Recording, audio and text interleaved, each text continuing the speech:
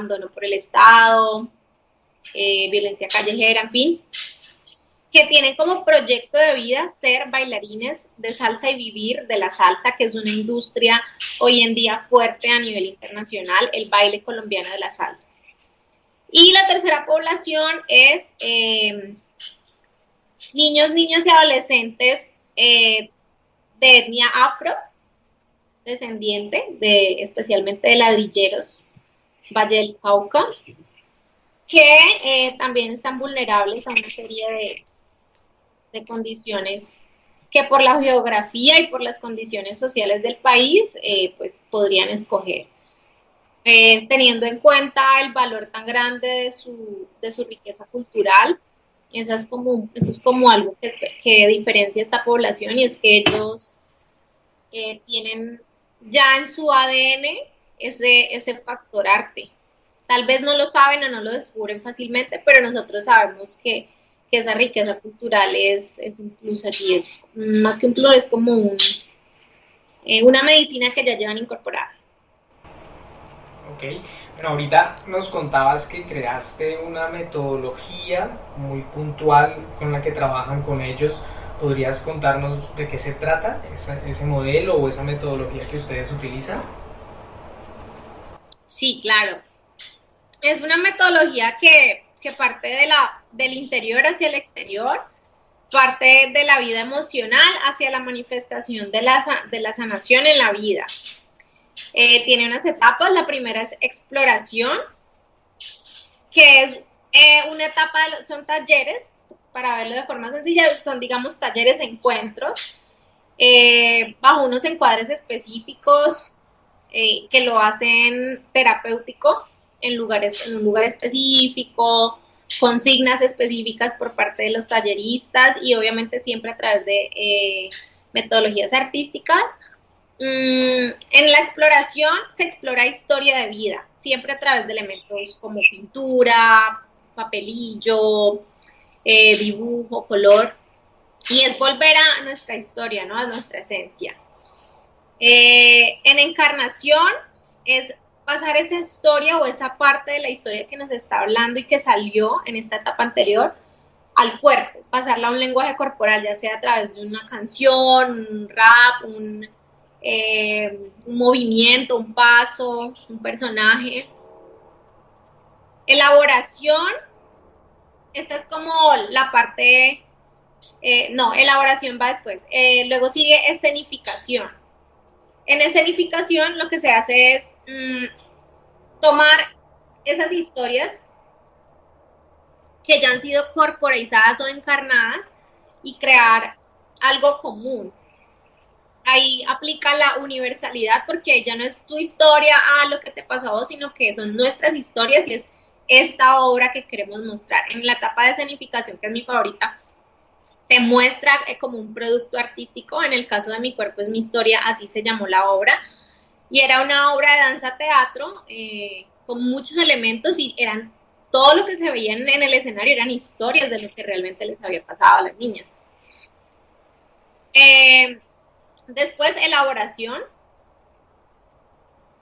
En elaboración es una etapa que, o sea, apenas tengamos el presupuesto, quiero ya hacerlo muy interesante porque es la psicoterapia puesta al servicio de ese material artístico que es un material psíquico. Entonces es como a través de una psicoterapia grupal podemos mirar la obra, mirar qué pedacito de nuestra vida emocional está allí puesta, cómo cambió la mirada, si cambió o no cambió, si es más fácil ahora hablar de eso después de que estaba en el cuerpo, después de que vimos que a todos nos pasó. Y emprendimiento es una etapa que nunca la pudimos hacer, pero que a mí me gustaría, pues, también en términos de cómo está el mundo y que ahorita las cosas van a otro ritmo, que cada participante pueda de eso emprender un proyecto, escribir un libro, decidirse, digamos, gestionar becas para decidirse volverse bailarino, actor, o simplemente emprender con la obra y empezar a hacer presentaciones y de eso tener un recurso que nos pueda servir a todos. Esa es como la metodología. Me gustaría profundizar un poco en lo de las etapas, especialmente en las primeras 3 o 4 etapas. Y quisiera preguntarte qué pasa con uno de esos niños que ha sido víctima de la violencia y pasa por esas etapas y a través de ese trabajo, digamos, que va sanando o va como elaborando todos esos temas y todos esos procesos internos que tiene al respecto de lo que vivió. Me gustaría que nos hablaras un poco más de esos, cuáles serían como los efectos, los beneficios, o qué pasa con una persona que vive esas etapas. Bueno, digamos que desde el punto de vista científico habría que medir los cambios en las experiencias que tuvimos. Alcanzamos a hacer medición, digamos, rigurosa con la primera versión del proyecto, donde no estaban todas las etapas, pero estaba un poquito todo mezclado y lo hicimos como con el tema cognitivo, con el tema de la empatía. El atributo es una habilidad realmente. Y lo que yo quería era ver si después de ellas pasar por un proceso de danza, movimiento terapia, se modificaba su habilidad empática. Entonces hicimos pruebas antes y después, y sí hubo una mejoría en el aspecto cognitivo de la empatía. Ellas antes de iniciar el proceso, también porque eran adolescentes, entonces era muy difícil ponerse en el lugar de la otra, pensar sobre lo que la otra había vivido y por lo tanto decidir cómo reaccionar. Y después de todo el tratamiento lo podían hacer, entonces fue muy bonito. En el aspecto emocional de la empatía sí todavía seguían habiendo bastantes choques y pues igual fue un proceso corto.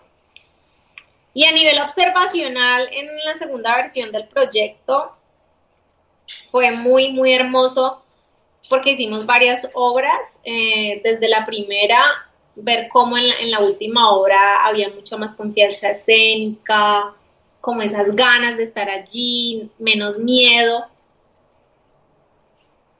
Yo pienso que el autoestima definitivamente se fortalece después de un proceso de esos, porque es enfrentarte a esas partes no tan chéveres, luego volverlas arte y luego ya simplemente después de que tú te presentas en un escenario es como que no eres el mismo de antes. Y pues eso yo creo que tú lo sabes, que también has sido artista y has estado en escena. Sí, yo creo que eso es un don divino, tener la capacidad de expresar emociones, sobre todo emociones difíciles y dolorosas a través de un arte, como que lo vuelve un incentivo y lo vuelve un parte de uno más que algo que uno deba tapar, que es lo que normalmente hacemos con las emociones que no nos gustan tanto. Isa, síguenos contando. Me gustaría que nos hablaras sobre un tema que tú manejas y es la identidad cultural de jóvenes del Pacífico y qué pasa con el tema del baile y esto que estamos hablando. Bueno, como investigadora, digamos como líder, yo quiero enfocarlo a que sea una herramienta de fortalecimiento de su identidad personal. Porque he sido testigo por mi historia de vida, desde niña voy allá y soy como mitad de allá y mitad de Cali, y bueno, ahorita mitad de acá. He visto cómo eso es como un poder que ellos tienen, en el sentido en que no todo el mundo puede hacerlo. Es decir, y yo también como profe le he confirmado el tiempo que utiliza un niño en aprender, por ejemplo, a tocar el tambor versus el tiempo que utilizaría cualquier persona promedio no es el mismo. Es como una información genética que ellos tienen a nivel ancestral, que si conocieran esa raíz y se conectaran más como etnia para sacar adelante toda esa riqueza cultural, podrían fortalecer muchos procesos. Entonces, con los niños, el proyecto que hicimos, que también fue una primera versión, fue utilizar la salsa Pacífico, porque yo tuve un monitor, es un investigador de antropología, es un antropólogo investigador de la Universidad del Valle, que ha investigado mucho la salsa y sabe que la salsa, de acuerdo a las raíces musicales, está clasificada como salsa Pacífico, salsa cubana, salsa caleña. Y hay una salsa que es la salsa pacífico, tienen sus raíces musicales, más instrumentación como WhatsApp, por ahí de repente, un tambor diferente. Entonces lo que yo hice fue tomar esta salsa intencionalmente para usarla en los talleres. Es como lo que les estaba contando ahorita, imagínense talleres sencillos en un lugar cerrado, con N cantidad de niños, calentamos. Este fue muy de como tipo clase de baile. Calentábamos, entonces, bueno, lo que me acuerdo así aleatoriamente es que ellos escuchaban una canción de salsa pacífico y debían inventar un movimiento y darle un nombre.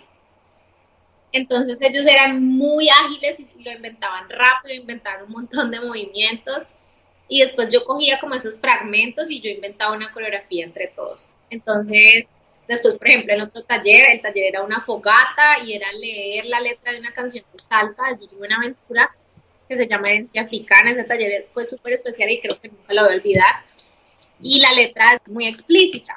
Habla del proceso de la esclavitud y lo que pasó y cómo no fue justo y bla, bla, bla. Y fue como hablar con estos niños que son de una comunidad afro, de una zona marginada por el gobierno, porque realmente ellos viven violencia estructural, las condiciones de educación no son las adecuadas, ni el acceso a la cultura, etcétera, y fue hablar de este tema con ellos, leer la letra de la canción, poner la canción, escucharla. Entonces, la idea fue promover en ellos, primero la investigación y la curiosidad por su propia identidad, y después utilizar esto para crear una obra que exaltara estos rasgos. La obra se llamó Negra Soy, un sueño en el Pacífico. Yo escribí, digamos que yo lo que hago es tomar toda esta información porque todo es investigación. Y es muy rico porque ellos entregan todo el material y luego yo escribo la obra. Entonces era la historia de una niña que iba al colegio y se quedaba dormida porque la castigaban en la clase. Entonces era todo muy natural porque ellos realmente son así en clase, son traviesos, siempre los castigan. Entonces la niña se quedaba dormida y se despertaba en un sueño donde veía a su papá que acababa de morir. Esto fue alguna historia real de una de las niñas que le pasó a su papá. Lo asesinaron por violencia también. Y ella abrazaba a su papá, el papá le entregaba un WhatsApp, que es un instrumento realmente muy típico de allá. Y empezaban unos cantos ancestrales, entonces yo, pues como mi tía tiene un hotel allá, mi tía me ayudó a traer a una señora que tiene una voz increíble así, pues como reafro, y son unos cantos así como los del Petronio, y entonces la señora empezaba a cantar en vivo, hermosa así, pero ya nunca ha tomado clases de nada, pero canta divino. Y entonces empezaba a cantar y ahí empezó la obra. Y entonces la niña pasaba de un sueño a otro y los niños recreaban esos sueños. Hasta que empezó como de lo triste a lo alegre. Después, al final, ella sueña con el Pacífico y entonces utilizó una música de Herencia Timbiquí, que es un grupo que ahorita es muy reconocido, que viene de un pueblo muy pobre del Pacífico. Y entonces la canción habla de como de la maravilla, de lo rico que es vivir allá y como de la magia. Y bueno, el caso es que todos los elementos que utilicé en la obra realmente venían de todo ese material que ellos me daban, haciendo los talleres para fortalecer su identidad cultural. ¿Qué pasaba con esos niños cuando tocabas esos temas difíciles de violencia, de esclavitud en el pasado, de sus circunstancias y también de las raíces y de esa música que tú dices que es como si estuviera en el ADN de ellos? ¿Qué en particular veías que ocurría con ellos en ese momento en el que se tocaban y se trabajaban todos esos temas? Bueno, con respecto a los temas de violencia, obviamente las emociones que se manifestaban era difícil, llanto, peleaban entre ellos, sí, o sea, había un color diferente. O también, o sea, digamos que gracias a Dios ellos confían mucho en mí y es como el reto como de yo estar ahorita acá y que yo quiero que se vuelva a hacer otra versión de eso y es que ellos se abrieron a mí y contaron sus historias de una u otra forma, ya fuese a través de las artes o porque luego vinieron a contarme o cosas así. Y yo